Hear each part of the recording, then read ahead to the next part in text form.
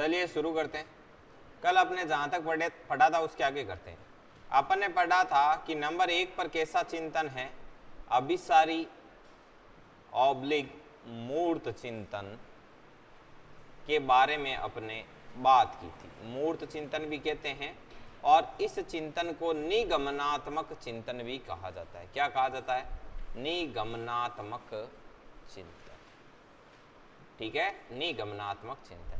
इस चिंतन के बारे में मैंने आपको समझाया था कि एक ऐसा चिंतन जिसमें क्या होता है, जो चीज आपके सामने प्रत्यक्ष रूप से उपस्थित होती है, जो चीज हार्डवेयर टाइप आपके सामने पड़ी है और उसके बारे में सोच रहे हो, तो ये कैसा चिंतन है?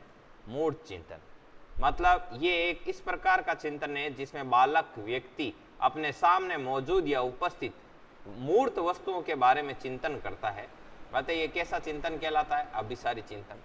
और इसमें क्या होता है, दायरा बहुत सीमित है। जो सामने बस उसी के बारे में सोच रहा है, इसका क्या उपयोग है, क्या है, फ्यूचर में इसका क्या होगा, वो कुछ नहीं।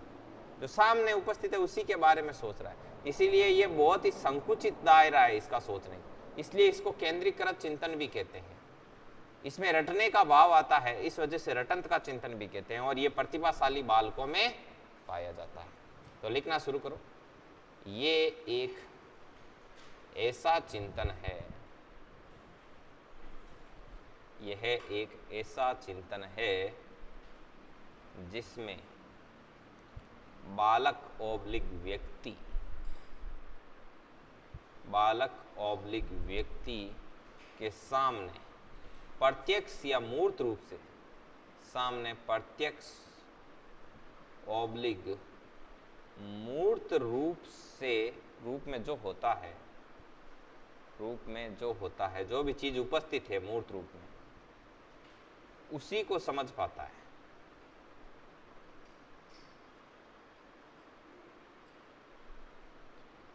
है। यह केंद्रीकृत चिंतन कहलाता है। कैसा चिंतन कहलाता है? केंद्रीकृत चिंतन कहलाता है। यह केंद्रीकृत चिंतन कहलाता है। यह केंद्रीकृत चिंतन कहलाता है।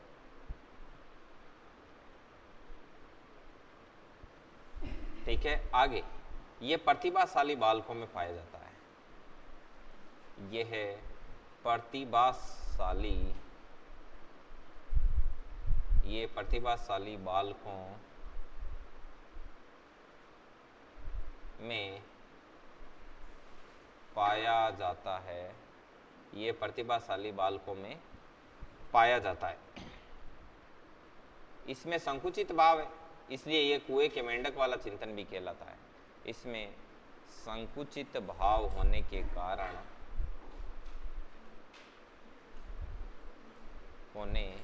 कारण कुएं के मेंढक वाला चिंतन कहलाता है।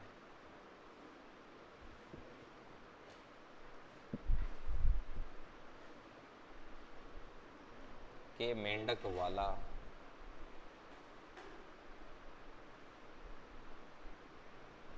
चिंतन कहलाता है।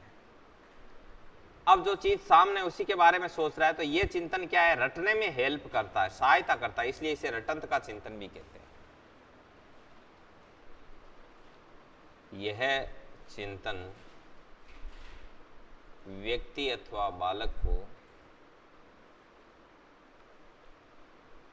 को विषय वस्तु रटने में मदद करता है।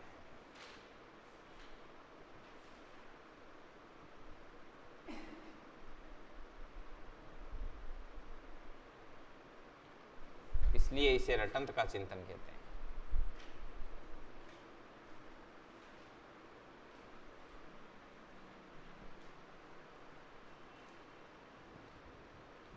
इसलिए इसे रटंत का चिंतन भी कहते हैं।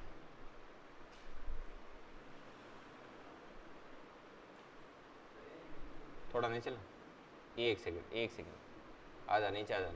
इसलिए इसे रटंत का कितना हुआ? एक सेकंड, चलो पूरा ही कर लेते हैं। आप फोटो खींच लो अच्छे से। जो लेट आए वो फोटो खींच लो भाई, खींच लो आराम से। ठीक है, इसलिए इसे रटंत का चिंतन भी कहते हैं।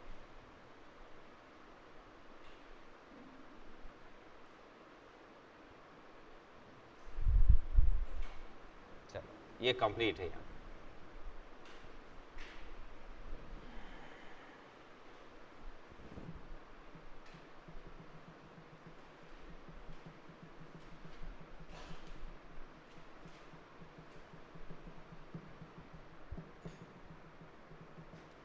बहुत ही आसान है, इसका डाटा कोई हार्ड नहीं है, कल का समझाया और है। अब अपन आगे बात करेंगे अमूर्त ऑब्लिक अपसारी जो चिंतन है, सृजनशील चिंतन भी कहा जाता है, उसके बारे में बात करेंगे। तो वो कहाँ पाया जाता है? वो पाया जाता है आपके सृजनशील बालकों में पाया जाता है। ये किस में पाया जाता है? प्रतिभाशाली बालक। अपसारी का मतलब है फैलना या फैलाव वाला, इसलिए उसको विस्तृत चिंतन भी कहते हैं। उसमें बालक ऑब्लिक व्यक्ति अमूर्त अर्थात जो चीज सामने उपस्थित नहीं है उसके बारे में भी विचार कर लेता है, इसलिए इसे फैलाव वाला चिंतन कहते हैं अथवा विस्तृत चिंतन कहते हैं। इसके माध्यम से ध्यान केंद्रण करने में सहायता मिलती है, जिससे व्यक्ति में क्या होती है? सृजनात्मकता बढ़ती है, इसलिए इसको सृजनशील बालकों का चिंतन भी कहा जाता है। ये बालकों में सृजनात्मकता बढ़ाता है, या फिर आप ऐसे समझ लो ये सृजनशील बालकों में पाया जाता है ऐसे। तो आगे लिखते हैं, हटा दूं?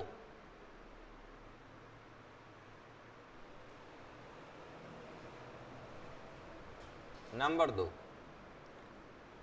अमूर्त ऑब्लिक आगमनात्मक।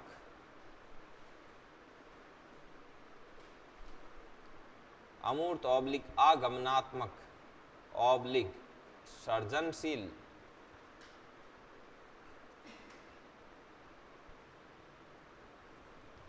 सृजनशील ऑब्लिक अपसारी चिंतन। अपसारी चिंतन ये किस प्रकार के बालकों में पाया जाता है? ये आप पहले ही भी लिख सकते हो या बाद में भी लिख देंगे। ये चिंतन अमूर्त का मतलब होता है जो चीज मूर्त नहीं है। मूर्त का मतलब हार्डवेयर, अमूर्त मतलब सॉफ्टवेयर एक तरीके से। अमूर्त चीज मतलब जिसका कोई एग्जिस्टेंस नहीं है। जैसे मैं बोलूं क्रोध, तो क्रोध अमूर्त है। जैसे मैं बोलूं गिलास, तो गिलास क्या है? मूर्त है। ऐसे यह चिंतन अमूर्त, यह चिंतन अमूर्त परिस्थिति को समझने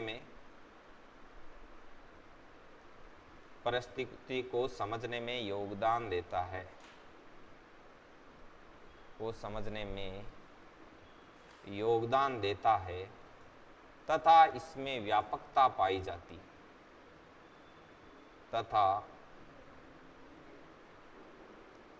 तथा इसमें व्यापकता पाई जाती है। इस चिंतन में व्यक्ति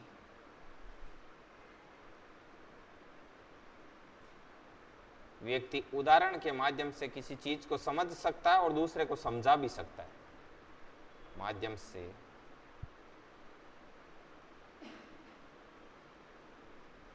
किसी भी विचार को समझ सकता है तथा दूसरों को समझा भी सकता है।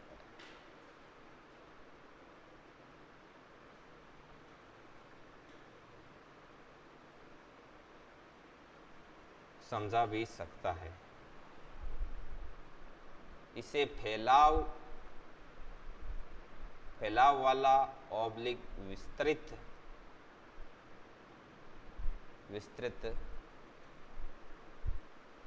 चिंतन भी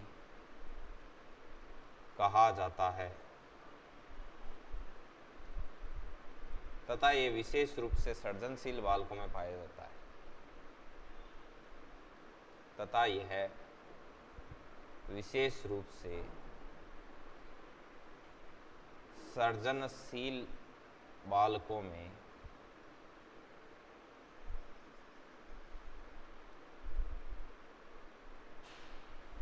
पाया जाता है।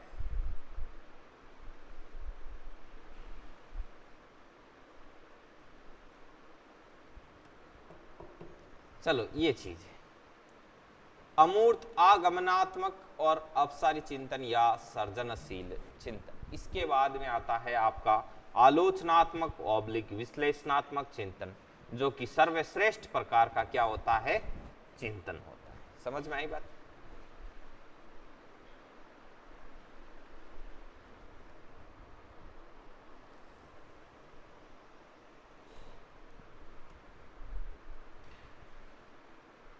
आगे बढ़े।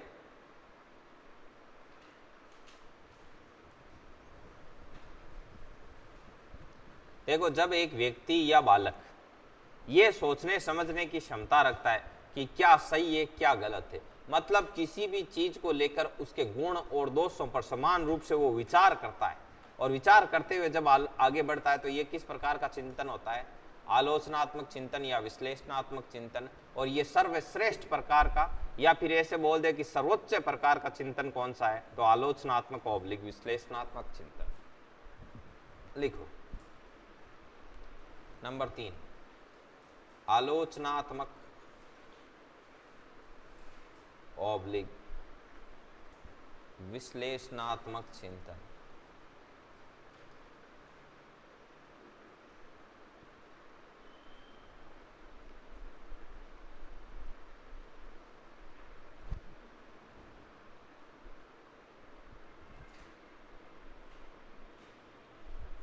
जब एक व्यक्ति ऑब्लिक बालक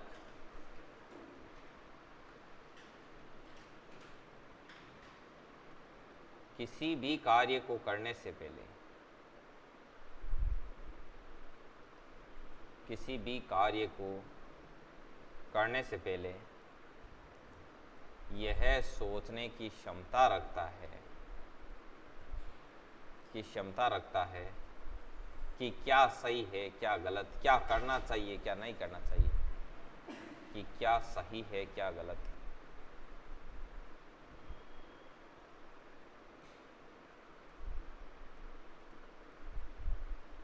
क्या करना चाहिए क्या नहीं करना चाहिए,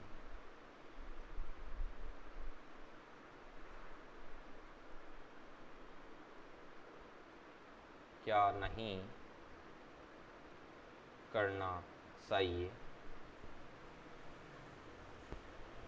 ये सब आलोचनात्मक चिंतन कहलाता है। आलोचनात्मक ऑब्लिक विश्लेषणात्मक चिंतन कहलाता है। विश्लेषणात्मक चिंतन कहलाता है तथा ये सर्वोच्च प्रकार का चिंतन है।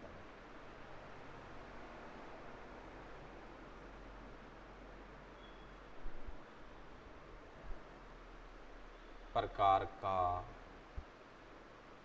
चिंतन है।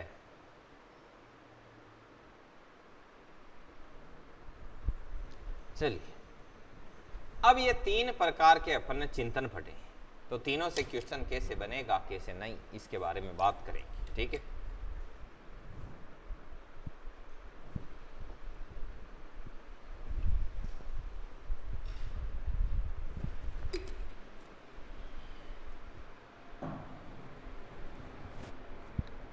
चलो अब मैं क्वेश्चन पूछता हूं, आपको क्वेश्चन है उसका जवाब देना है। ठीक,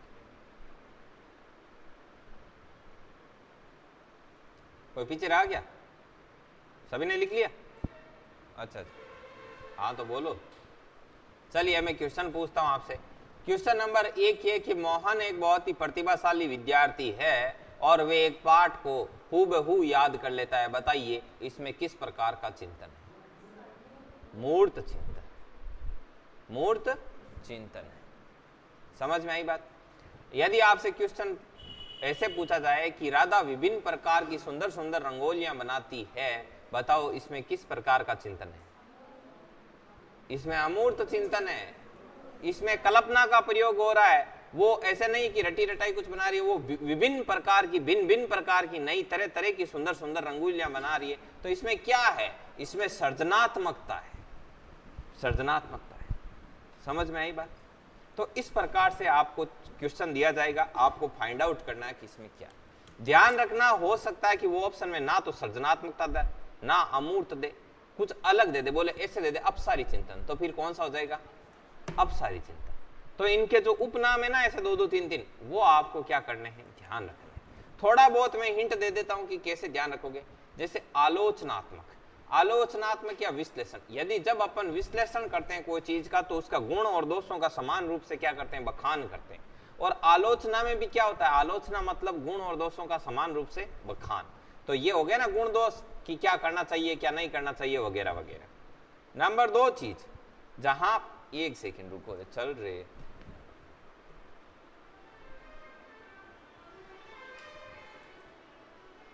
चलो आप देखो, जैसे अमूर्तया, ज्यादा चल गया, अमूर्तया, अमूर्त अपसारी आगमनात्मक, तो अमूर्त में ए है, अपसारी में भी ए है, ए प्लस ए क्या होती है, दीर्घ संधि होती है, क्या बनता है, आ बनता है। तो अमूर्त अपसारी आगमनात्मक, समझ में आ गया बात। ऐसे ये याद रखने का थोड़ा थोड़ा हिंट है, ऐसे आपको चीजों को क्या करना है, याद रखना है। देखो ये रहा अमूर्त अपसारी, ए तो क्या बन गया, आगमना, और 3 बार ए आए तो मतलब कोई नई चीज का सर्जन हो रहा है, तो ये सर्जनशील चिंतन। अब बाकी का याद रह जाएगा ऑटोमेटिक। तो ऐसे कंफ्यूज मत होना बिल्कुल भी। कल टेस्ट दो तो भी ध्यान रखना, 10 क्वेश्चन डाले हैं, 5 है वो फर्स्ट ग्रेड के, 2-3 सीटेड थर्ड ग्रेड, ऐसे क्वेश्चन सारे के सारे ही पिछले सालों के आए हुए सवाल। और आप देखना, इसे आपको क्या पता चलेगा कि हम इतने दिन से पापड़ बेल रहे हैं, तो मतलब आपने क्या सीखा क्या नहीं सीखा, कंपटीशन में जो पूछा जा रहा है और जो आप पढ़ रहे हो उसका कोई रिश्ता नाता है कि नहीं, ये देखना सबसे पहले जरूरी। आप किसी भी चीज की चाहे तैयारी करो तो उसके पहले बात, आपके पास जो भी कंटेंट पढ़ रहे हो, तो आपका आज से लेकर आज तक जितने पेपर हुए हैं उस भर्ती से जुड़े, वो सारे के सारे पेपर फोटोकॉपी निकाले हुए आपके पास होने चाहिए।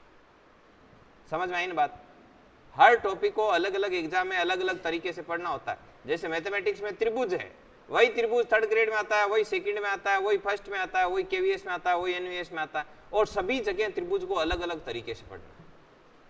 तो क्या मतलब हुआ कि जब थर्ड ग्रेड का 2, तो 2012 से 11 से जब से थर्ड ग्रेड होना स्टार्ट हुआ है, तब से लेकर आज तक विभिन्न जितनी भी बार थर्ड ग्रेड हुआ, तो त्रिभुज को लेकर क्या क्या पूछा गया, त्रिभुज से कैसा क्वेश्चन आता है, वो आपको क्या होना चाहिए, पता होना चाहिए।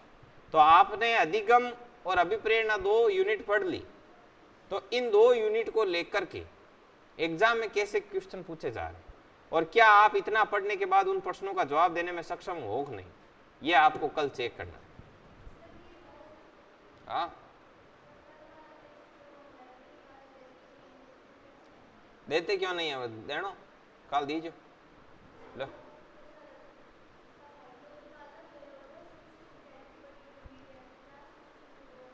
नहीं, उसकी लिमिट है, वो सारा है ना हमारे बांटा हुआ है कि कौन कौन, आपका अलग से ले लेंगे साइकोलॉजी का। और हाँ, मंडे को ले लेंगे, मंडे को आपका और ले लेंगे। अभी क्वेश्चन डाल दिए उसमें, टाइप कर दिया, अभी हटाना पड़ेगा उसको। हाँ, आपका अलग ले लेंगे और, है ना। हाँ ठीक है ठीक है, 50 से 100 क्वेश्चन देके अच्छे से ले लें। आप में से टाइपिंग किसको आती है, टाइपिंग आती है किसी को, टाइपिंग किसी को आती है? हिंदी हिंदी हिंदी टाइपिंग, इंग्लिश आती है, हिंदी टाइपिंग नहीं आती किसी को?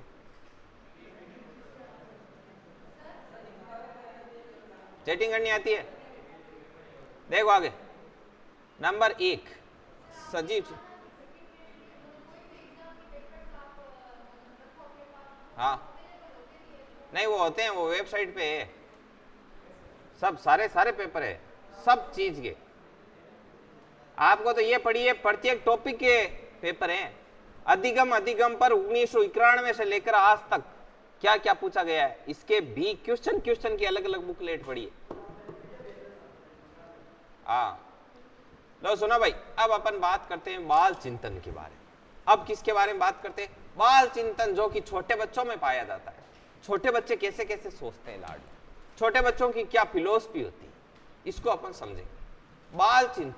बाल चिंतन के अंतर्गत आता है पहला ही सजीव चिंतन। यह सजीव चिंतन क्या होता है? सजीव चिंतन ये होता है कि बच्चा क्या करता है, हर चीज को मतलब वो सजीव समझ लेता है, उसको सजीव समझकर सोचता है। कैसे? जैसे मान लो सूरज है, अब सूरज है, जब वो बादलों की ओट में छिपता है तो वो बोलता है कि सूरज आज उदास। समझ में आई बात? कभी उसकी साइकिल सर्दी में बाहर पड़ी रहती है तो वो उसको अंदर लाके उसको ओढ़ा देता है कि साइकिल को सर्दी लग जाएगी। समझ में आ गई बात? या फिर वो गुड़िया से खेलेगा तो उसको पानी पिलाएगा कि गुड़िया को क्या लगी, प्यास। समझ में आई कि नहीं आई बात? तो मतलब वो निर्जीव जो चीजें होती है उनको सजीव मान करके बिहेव करता है। आप कभी कभी देखना बच्चे वो छोटे छोटे ऐसे फल ढूंढते हैं जो मुरझाया होता है, उसमें ऐसी आंखें टाइप दिखाई देती है, तो वो ऐसे बोल देता है कि उसको देख के कि ये फल है वो उदास है, या फिर ये फल है ऐसा है, कुछ भी बोल देता है। मतलब समझ में आई बात? बादलों को देखकर वो अनुमान लगाता है। समझ में आई बात? तो ऐसे, और उसको क्या होती है, ऐसी वापस सजीव कहानियां सुनाते हैं, वो भी उसको बहुत अच्छी लगती है। क्यों लगती है? क्योंकि वो सजीव चिंतन से लाड लो मैच करती है। कैसे? जैसे आप बोलते हो कि ये चंदा मामा है, ये ऐसे है, इसमें ये है, इसमें वो है, तो वो उसके सजीव चिंतन जो उसके दिमाग में चल रहा है उससे मैच खाता है लाडलो। अब आपके दिमाग में जो चल रहा है उससे यदि आपका मैच खाए तो आपको अच्छा लगेगा कि नहीं लगेगा? 100% अच्छा लगेगा लाडलो। कैसे नहीं लगेगा? जैसे आप गम में हो और आप 90s के सॉन्ग सुन रहे हो, आपको अच्छा लगेगा कि नहीं लगेगा?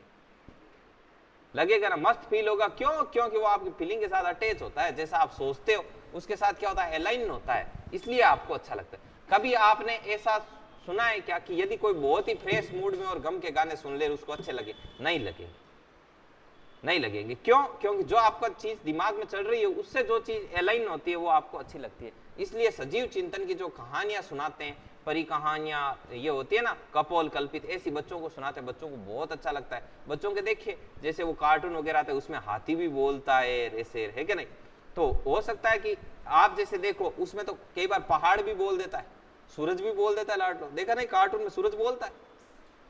तो ऐसे हो सकता है बड़े लोगों को वो एकदम ऐसे बेवकूफी भरी लगे कि क्या देख रहे हैं, है कि नहीं? बच्चों को बहुत अच्छा लगता है क्योंकि बच्चों में सजीव चिंतन चलता है और वो उस सजीव चिंतन से मैच खाता है। अब एक और चीज बताओ, बच्चा होता है, जैसे छोटा बच्चा होता है लाडलो, वो दो चीज से बहुत ज्यादा अट्रैक्ट होता है, एक तो प्रकाश से और एक ध्वनि से, लाइट से और साउंड से। अब आप सोचना, अभी आपको कॉन्सेप्ट क्लियर होगा लाडलो। बच्चे के जो चप्पल आती है छोटी छोटी, उसमें लाइट लगी होती है और उसमें आवाज आती है जब वो चलता है। और बच्चों से जुड़े हुए जितने भी खिलौने होते हैं उनमें एक तो लाइट आती है, एक साउंड आता है, क्योंकि बच्चा अट्रैक्ट किससे होता है? लाइट और साउंड। आपने उसको कुछ ऐसा दिया, वो उसको ऐसे मरोड़ रहा है, देख रहा है, उसमें कुछ हो ही नहीं रहा है, वो फेंक देगा, वो खेलेगा ही नहीं। लेकिन यदि कुछ ऐसा दिया जाए जिसमें से लाइटें निकल रही है तरह तरह की और उसमें रे रे कर साउंड आ रहा है, तो फिर वो उससे क्या करेगा? बहुत खेलेगा, वो उसको बहुत पसंद आएगा। समझ में आई बात? जो बच्चों के खिलौने बनाती है जो कंपनी, उनके पास चाइल्ड साइकोलॉजिस्ट होते हैं, वो ऐसे ही खिलौने बनाती है जो बच्चों को ज्यादा से ज्यादा पसंद आए। उनके माँ बाप नहीं दिलाए तो वो मार्केट में ही लेट जाए, ऐसा खिलौना बनाते हैं। बनाते हैं कि नहीं बनाते हैं? आपने एक चीज देखी होगी, बिल्कुल छोटे बच्चे होते हैं लाड लो, चाहे लड़का हो चाहे लड़की, उसको पायजेब पहनाते। इसके दो तीन लॉजिक होते हैं, है ना, अलग अलग है। पहली बात तो वो चलेगा तो उससे साउंड निकलेगा, उससे वो बहुत ज्यादा क्या होगा? अट्रैक्ट होगा, तो वो और ज्यादा चलने की क्या करेगा? कोशिश करेगा। इससे बच्चे में क्या रहेगी? एक तो एक्टिविटी रहेगी तो बच्चा वैसे ही हेल्दी रहेगा, और दूसरी बात जल्दी चलना सीखेगा। और एक और बात होती है कि वो बिल्कुल मान लो कहीं पे जाके बैठ गया, वो साउंड वैसा ही नहीं करता, बोलता तो वैसे ही नहीं, आपको ढूंढने में भी बिल्कुल दिक्कत नहीं होगी। वो हल्की सी भी एक्टिविटी करेगा तो उसके क्या आएगा? उसमें से साउंड आएगा। समझ में आई बात? तो चलिए इसको लिखना शुरू करो। सजीव चिंतन समझ गए ना कि बच्चा कैसे सोचता है? ऐसे बच्चों के सजीव चिंतन चलता है लाडलो।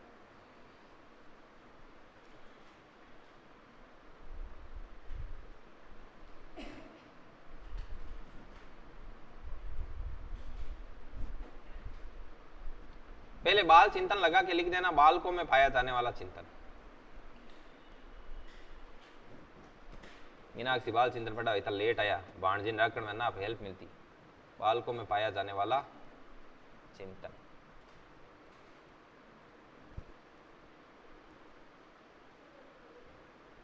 प्रैक्टिकल हुई। जब एक छोटा बालक, बालक नहीं लाड़ लो, छोटा बालक, जब एक छोटा बालक किसी भी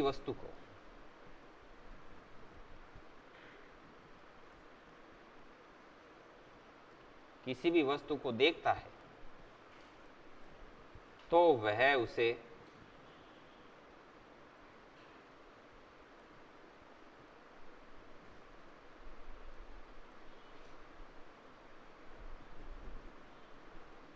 वह उसे सजीव मानकर ही व्यवहार करता है तथा वह उसके साथ अपना व्यवहार जोड़ता है।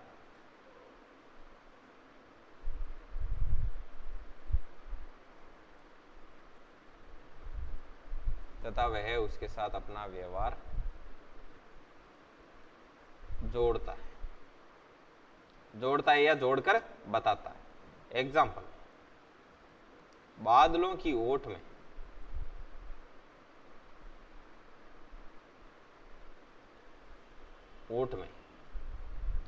आधे सूर्य को देखकर बोलता है कि सूर्य उदास है।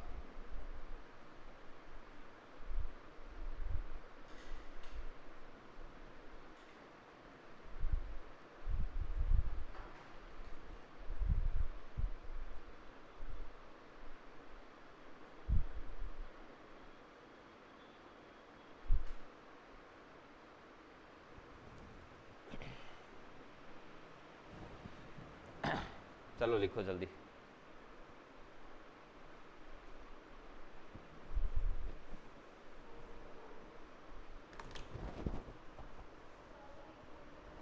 हाँ क्या होगा इसका? और कोई एग्जाम्पल इतने देर ढेर सारे बताए थे ना। मतलब कोई भी चीजें दे रखी है उसको, जैसे साइकिल है उसकी बाहर सर्दी में पड़ी रहती है तो वो अंदर लाके उसको कंबल ओढ़ा देता है कि साइकिल को सर्दी लग जाएगी, ऐसे।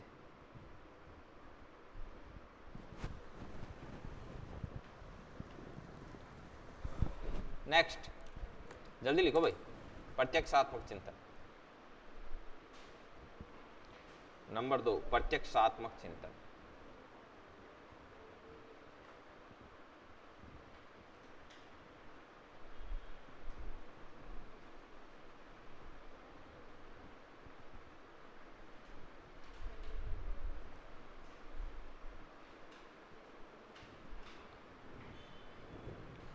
अब देखो, मान लो पूर्व का कोई अनुभव बच्चे के दिमाग में सेव है और उसको लेकर के वो अभी प्रत्यक्ष 8% कोई व्यवहार करता है तो वो प्रत्यक्षात्मक चिंतन में जाता है।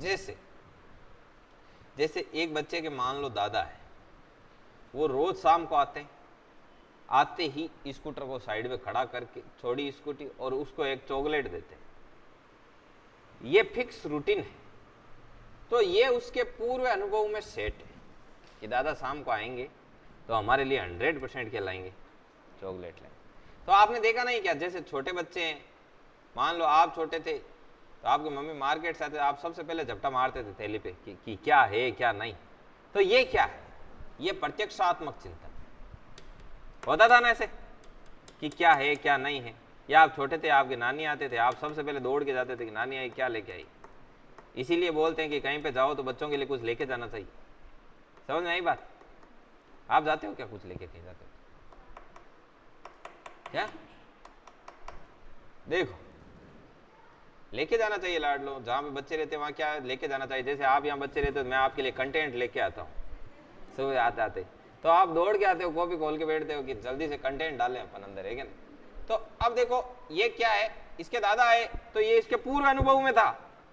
आपके मम्मी जैसे फिर रोज आते थे तो आपको पता है कि सब्जी वगैरह लाएंगे तो कुछ फल फ्रूट भी मिलेंगे, कुछ और मिल सकता है, चॉकलेट मिल सकती है, तो आप दौड़ के जाते थे। ये आपके पूर्व अनुभव में सेव था और आप प्रत्यक्ष परिस्थिति में उस पूर्व अनुभव के कारण क्या करते थे? व्यवहार करते थे। तो ये होता है प्रत्यक्षात्मक चिंतन। तो इसका उदाहरण होगा कि जैसे एक बालक को उसके दादा रोज शाम को स्कूटी खड़ी करने के बाद में चॉकलेट देते हैं, तो अगले दिन क्या होगा? जैसे ही स्कूटी आई, हॉर्न बजी, चाहे पड़ोसी की आई, बच्चा दौड़ के बाहर आए कि अब आए अब आए अब आए। और जैसे ही वो आते हैं वो दौड़ के पास चला जाता है। वो जब तक नीचे नहीं उतरते तब तक वो पहले ही कूदने लग जाता है कि यार हमें पहले दे दो, पहले हमें फ्री करो। तो ये क्या है? प्रत्यक्षात्मक चिंतन। और ये उल्टा भी होता है। देखो और बताऊं, जैसे पहले बचपन में होता था ना, जैसे आपके पापा आपके घर आते थे, आप बाइक की आवाज सुन के टीवी बंद कर देते थे। समझ आई बात? तो ये भी क्या है? ये प्रत्यक्षात्मक चिंतन। पूर्व अनुभव के कारण जो व्यवहार होता है वो किस में आता है? प्रत्यक्षात्मक चिंतन। क्या हो, बचपन जिंदा हुआ? कुछ करते थे क्या ऐसे?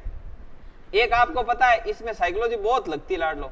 जैसे आपने एक देखा है कि आपका विभेदीकरण हो रखा था, आपका आज के दिन भी विभेदीकरण हो रखा है।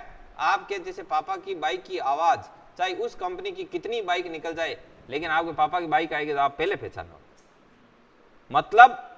मतलब प्राणी का इतना विशेष तरीके से अनुकूलन हो जाता है कि विभेदीकरण, जैसे वो कुत्ता था, उसके वो खाने वाली घंटी के साथ और घंटियां बजती थी, पहले पहले वो लार टपका देता था, लेकिन बाद में उसका क्या हो गया, विभेदीकरण हो गया, वो उससे मिलती जुलती जो अनुक्रियाएं होती थी उनको क्या कर लेता था, पहचान लेता था। तो आप भी पहचानते हो कि नहीं पहचानते? समझ में आई बात? देख लो, अपने किसान लोग हैं जिनको पता है कि जैसे कितने भी ट्रैक्टर की आवाज आ जाए, अपने वाला ट्रैक्टर आता है उसकी आवाज अलग नहीं लगती, लगती है ना? किसान लोग हैं उनको पता है।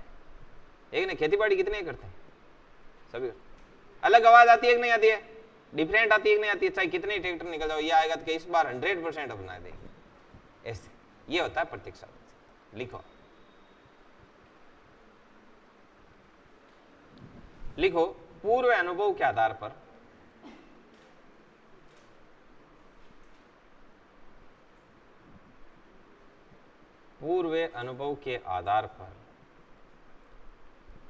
जब एक बालक किसी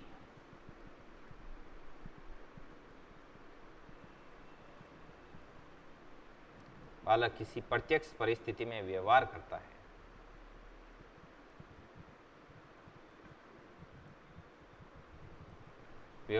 है तो यह प्रत्यक्षात्मक चिंतन कहलाता है। तो यह प्रत्यक्षात्मक चिंतन कहलाता है। तो यह प्रत्यक्षात्मक चिंतन कहलाता है। जैसे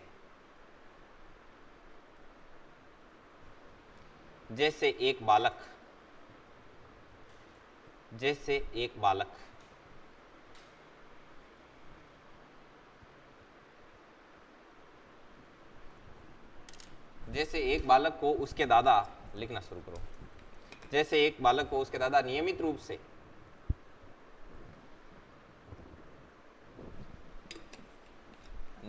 से शाम के समय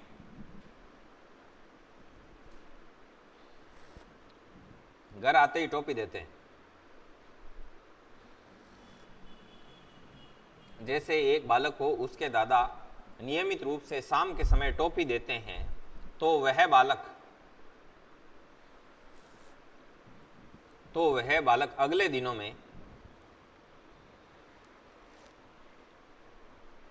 दिनों में दादा को देखते ही उनकी तरफ भागकर जाने लगता है।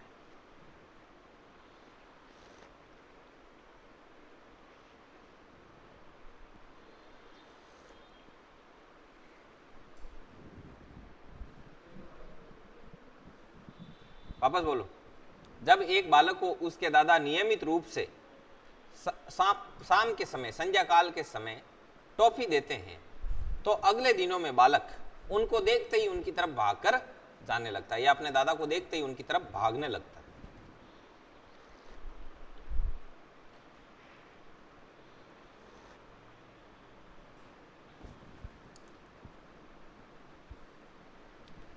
अब देखो, अब मैं एक दो चीज और बता देता हूं। जैसे अभी एक चीज मान के चला करो, जैसे बोलते ना कि बड़ों की नजर हमेशा ही छोटों पे रहती है कि नहीं रहती है? जैसे अभी 6 साल का कोई आपका भांजा भांजी, वो आपको बेवकूफ बना सकता है, आपकी उस पर नजर रहती है कि नहीं रहती? वो चाहे कुछ भी करे आपको पता तो रहता ही है ना, आप उसको चाहे बोलो नहीं बोलो, ऐसा होता है कि नहीं होता है? ये सेम ऐसा ही आपके साथ, आप कुछ करते हो तो दिमाग से निकाल देना कि आपको मम्मी पापा कुछ पता नहीं। वो ठीक है कि वो आपको कुछ कहते हैं, समझ में आई बात? वो ऐसे वो सोचते हैं कि यार बराबर के बच्चे हैं, क्या कहें क्या नहीं कहें, है कि नहीं? आप जितनी उनसे शर्म करते हो उतनी वो आपसे शर्म करते हैं, इस वजह से वो आपको कुछ कहते नहीं है। बाकी ऐसा कोई कीटाणु हो कि नहीं, उनको तो क्या ही पता है, वो तो पुराने जमाने के हैं, हम नए के हैं, तो ऐसा बिल्कुल नहीं है ना? ये सरासर गलत है कि उनको पता नहीं, बस वो कहते नहीं। जैसे मैं एक दो आपको उदाहरण देके बताऊं, हमें कैसे पता रहता है, मुझे कैसे पता चला, घर वालों को सब पता रहता है। जैसे हमारे इतने 2018 से हम बच्चों को पढ़ा रहे हैं, तो उनके पेरेंट्स मिलते हैं, तो पेरेंट्स होते हैं वो टीचर को सब बताते हैं, ठीक है? और बच्चे हैं वो तो पहले से ही पता नहीं, ठीक है? तो मैच होता है तो पता तो लगता है ना कि इनके घर वालों को पता है। बस बीच में क्या होती है, एक दीवार होती है ऐसी कि पेरेंट्स है, बापू बापू है, माँ माँ है। समझ में आई बात? बाकी घर वालों को सब पता होता है। अब एक दो चीज मैं आपको और बता देता हूं। जैसे क्यों, कैसे पता होता है? क्योंकि जिस जिस चीज को अपन फेस कर रहे हैं उन चीज को उन्होंने फेस किया है। जैसे मान लो कई बार बच्चे पीछे से कोई कमेंट करते हैं या कोई ऐसी कोई एक्टिविटी करते हैं, फिर उनको ऐसे लगता है कि सर को कुछ पता नहीं चला, तो ये उनकी गलत फहमी है। कभी यहाँ पे बैठ के देखना कैसे दिखाई देता है, प्रत्येक का सब कुछ पता चलता है। कई बार हमको कई चीज सुनाई देती है, तो ऐसे कोई जैसे हम कोई बात करते हैं, कोई पीछे से कमेंट करता है, एकदम क्लियर कट सुनाई देता है, तो भी हम इग्नोर करके उसको आगे बढ़ जाते हैं। अब ऐसा थोड़ी है उसको लेकर बैठे रहे, पूरा पीरियड उसी में निकाल दे। समझ में आई बात? तो फिर हम जब कभी कहते हैं ना कि भाई आप ऐसे रहो या फिर वैसे रहो, इस चीज का ध्यान रखो, तो बच्चे बोलते हैं कि सर आपको पता नहीं है। हाँ, मानत क्या पता है बस, है क्या नहीं?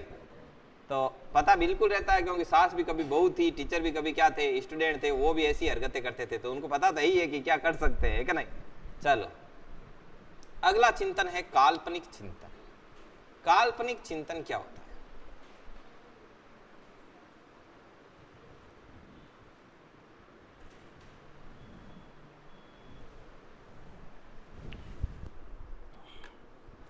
देखिए, काल्पनिक चिंतन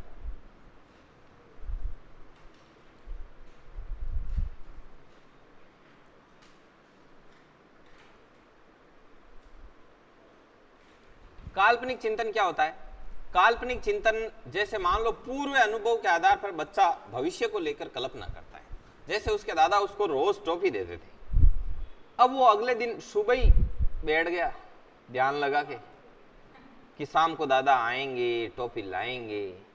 तो वो पूर्व अनुभवों के कारण जो वो चिंता करता है, कल्पना करता है भविष्य को लेकर के, पूर्व अनुभवों के कारण भविष्य को लेकर जो कल्पना करता है, वो किस में जाता है? काल्पनिक चिंतन में जाता है। जैसे एक बच्चे को उसके दादा रोजाना शाम के समय टॉफी देते हैं, तो बच्चा दूसरे दिन सुबह ही ये सोचने लग जाता है कि शाम को दादा आएंगे, टॉफी लाएंगे। ऐसे लिखो, लिखो, एक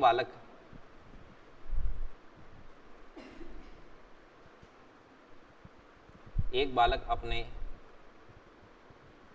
पूर्व अनुभवों के आधार पर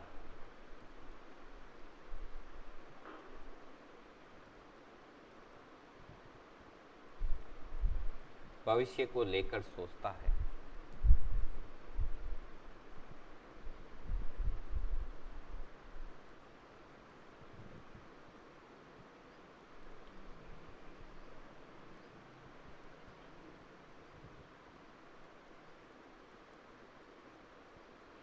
तो वह काल्पनिक बाल चिंतन कहलाता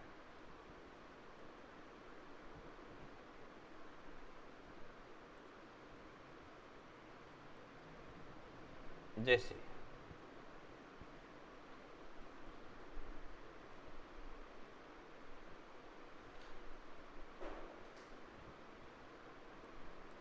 जब सुबह दादा काम के लिए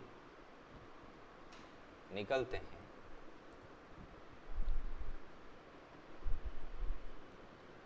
तभी बालक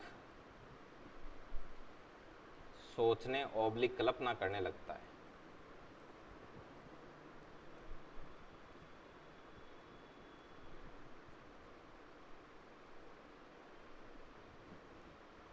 कि संध्या काल के समय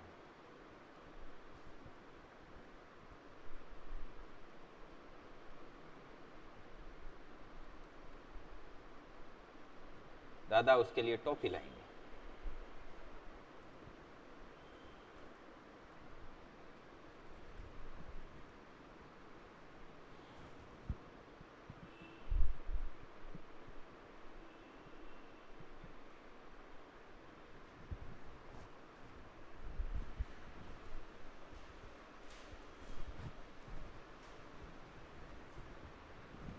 चलिए, अभी मैं और बताता हूं। जैसे अभी बाल चिंतन नॉर्मल पढ़ेंगे, फिर आगे बच्चों की सारी एक्टिविटी आएगी।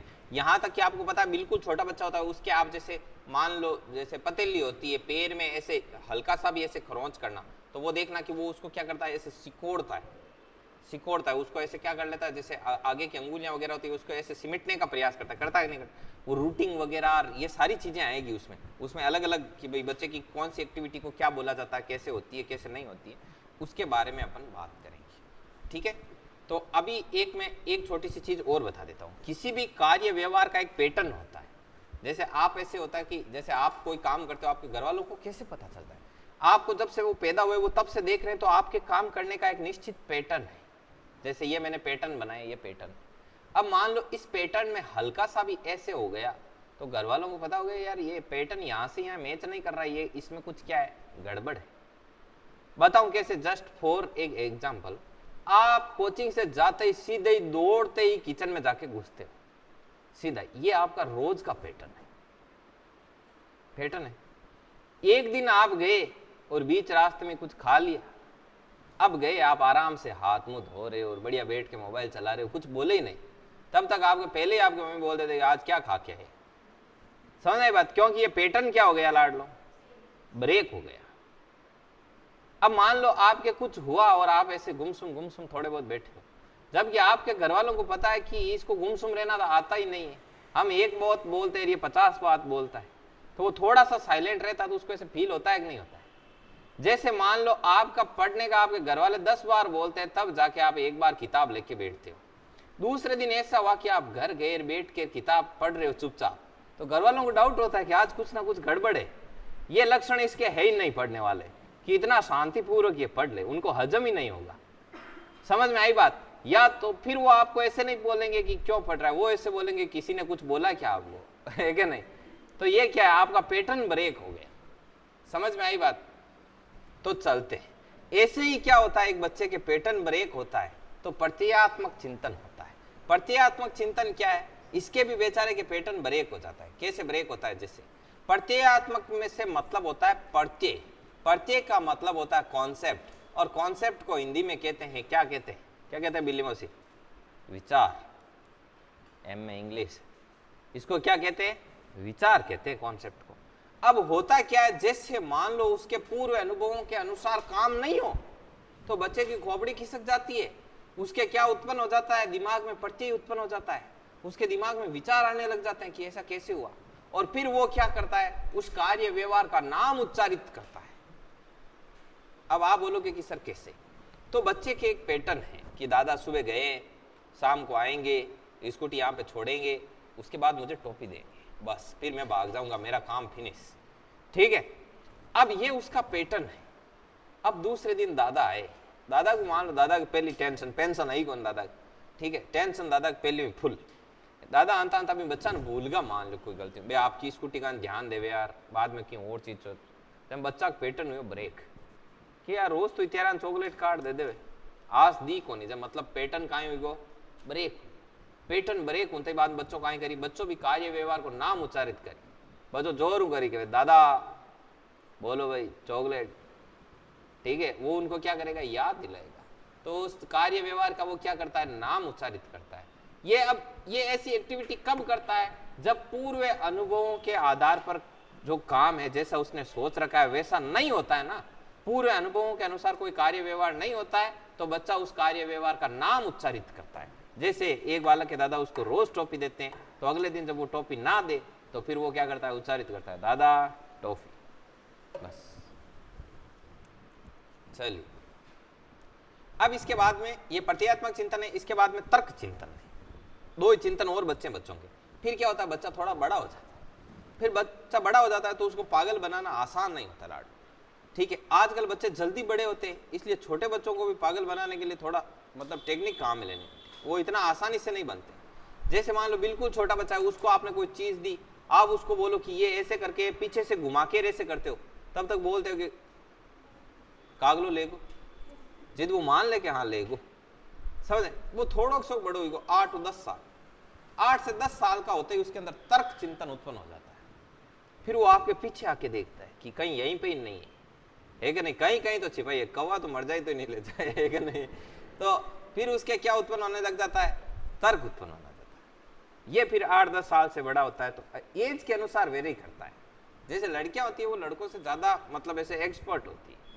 जैसे आपने देखा होगा कि जैसे मान लो 14-15 साल की बच्ची है तो भी वो कितनी एक्सपर्ट रहेगी। अब 14-15 साल का कोई बंधु, उसको कुछ पता ही नहीं है, ठीक है। लड़का 20 साल का होकर जितना इंटेलिजेंट होता है, बच्ची उतनी 14-15 साल की बच्ची उतनी इंटेलिजेंट होती है। तो वो क्या होते, जल्दी होती है लाड लोग। तो वो इसीलिए रखते हैं। मान लो कोई कि कोई 18 साल की है, वो 21 साल के जितनी इंटेलिजेंट है ही, तो मैचिंग मिल जाए। मान लो अभी 18 कर दे, तो वो तो मान लो उसको क्या दे यार, क्या निकाल के दे उसको, है क्या नहीं?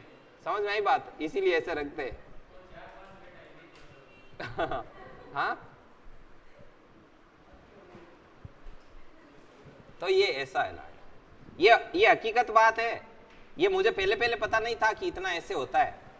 मैं बताऊं, जैसे हमारे पास हर बड़ी बच्चियां पढ़ती है हमारे कॉलेज वगैरह में, तो मतलब फर्स्ट ईयर में आती है ना, वो बच्ची भी इतनी इंटेलिजेंट होती है लाड लो, कई कई बार तो ऐसे मतलब सोच के दिमाग चकरा जाता है कितना इसका सॉफ्टवेयर काम करता है, ठीक है नहीं? वरना फर्स्ट ईयर का कोई लड़का है लाड लो ऐसे ही बैठा रहता है ना?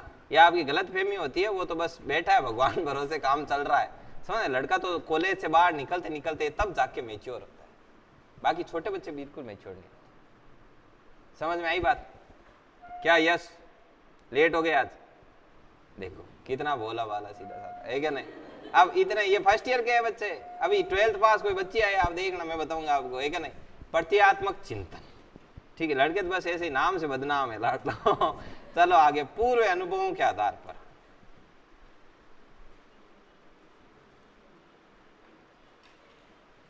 पूर्व अनुभवों के आधार पर ठीक वैसा कार्य व्यवहार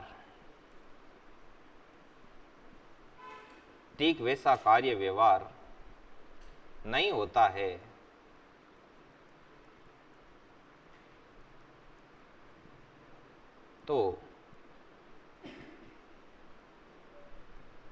तो बालक में प्रत्यय ऑब्लिक विचार पैदा होता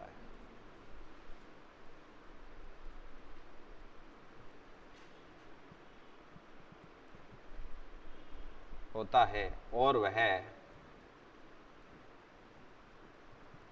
वह संबंधित कार्य व्यवहार का नाम उच्चारित करता है।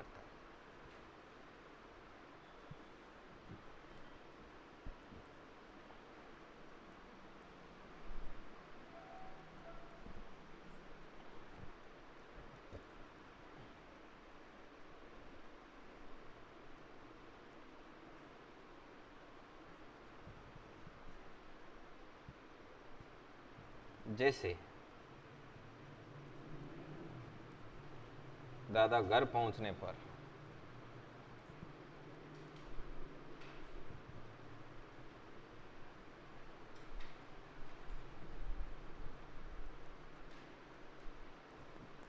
गाड़ी ठीक से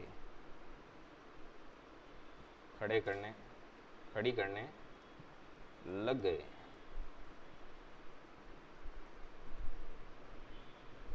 और बालक पर ध्यान नहीं दिया,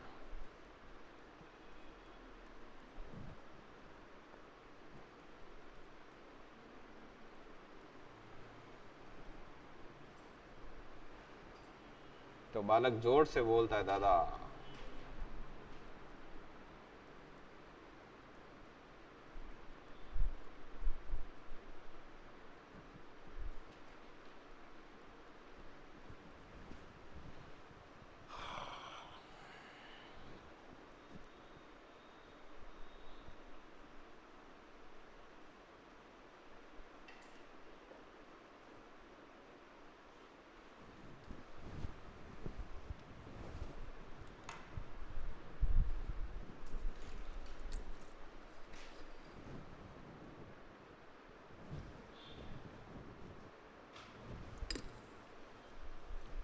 जल्दी लिखो, एक और तार्किक चिंतन वो रख के बाल चिंतन खत्म करते हैं।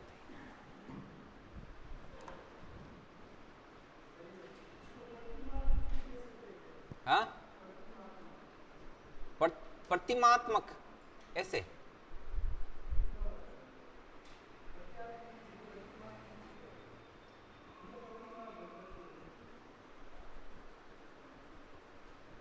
प्रतिमा तो ये मूर्त के अंतर्गत माना जाता है। नहीं, प्रत्येक इसमें तो कॉन्सेप्ट डेवलप होता है, बच्चे के दिमाग में विचार पैदा होता है कि ये काम वैसा ही क्यों नहीं हुआ। नहीं, प्रतिमात्मक कहाँ कोई बुक में लिखा हुआ है क्या?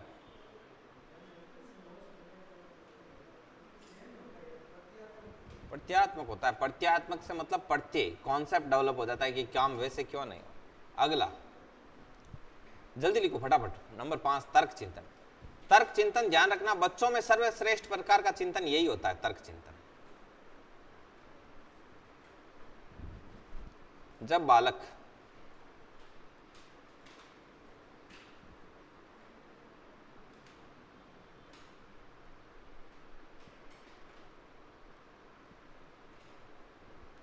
परिपक्वता की ओर बढ़ता है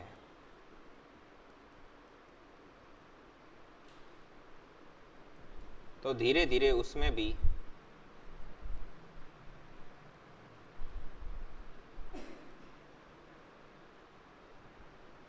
तर्क करने की क्षमता आने लगती है।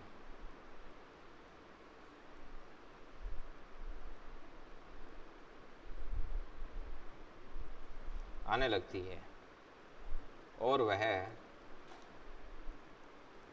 तार्किक चिंतन का प्रदर्शन करता है। तार्किक चिंतन का मतलब होता है क्यों हुआ, कैसे हुआ, हुआ तो क्यों हुआ, नहीं हुआ तो क्यों नहीं हुआ, ऐसे लॉजिक लगाने लग जाता है। तो और वह तार्किक चिंतन का प्रदर्शन करता है।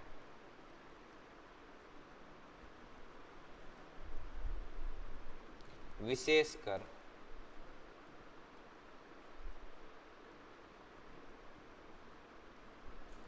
9 से 11 वर्ष की आयु में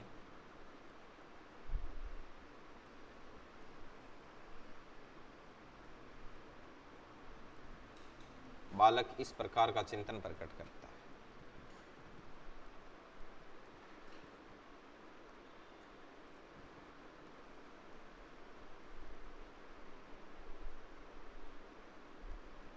यह बालकों में सर्वोत्तम या सर्वोच्च प्रकार का चिंतन माना जाता है।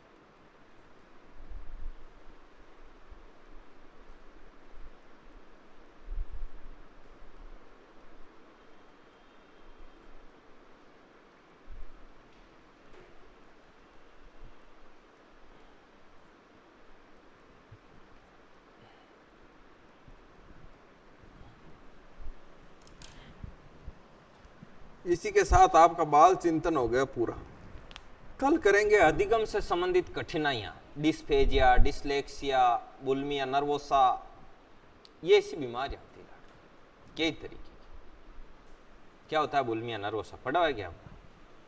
बुलिमिया नर्वोसा होता है कि लड़कियां कम खाना खाती है, उनको ऐसा लगता है कि मैं मोटी हो जाऊंगी तो मेरी सुंदरता में कमी आ जाएगी, तो वो खाना कम खाती है। और ऐसी टीनएजर गर्ल्स में ऐसी चीज पाई जाती है, इसको बोला जाता है बुलिमिया नर्वोसा। तो इस चक्कर में वो क्या करती है, इस चक्कर में वो उपवास रखती है, समझ में आई बात? कम खाना खाती है, डाइटिंग करती है, लाड लो एक्सरसाइज करती है, कि फिर भी उसका मोटापा लगातार कंटिन्यू क्या होता है, बढ़ता जाता है। इसे क्या बोलते हैं मीनाक्षी के गले नहीं उतरी ये बात। अरे सच में, ये कल मैं नोट्स लिखाऊंगा और इसमें थोड़ा नमक मिर्च लगा के लिखाऊंगा, आपको लिखना पड़ेगा, है क्या नहीं? चलो चलिए आज की सभा को यहीं पर समाप्त करते हैं, बाकी का आनंद लेंगे कल।